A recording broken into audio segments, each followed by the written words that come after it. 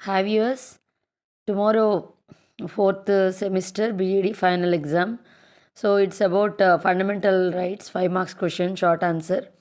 So we have to write right to equality, Article 14 to 18, right to freedom, Article 19 to 22, right against exploitation, Article 23 to 24, right to freedom of religion, Article 25 to 28, cultural and educational rights, Articles 29 to 30, and right to property, Article 31, right to constitutional remedies article 32.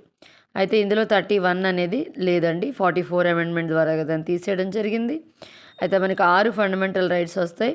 ఇవి దీని కొరక article విషయాలన్నమాట. So ఈ question కనుక వచ్చినట్లయితే మీరు ఇలాగ answer కనుక రాసి ఒక్కొక్క దాని గురించి ఎక్స్ప్లెయిన్ చేసినట్లయితే మనకి 5 మార్క్స్ వచ్చే అవకాశం ఉంది.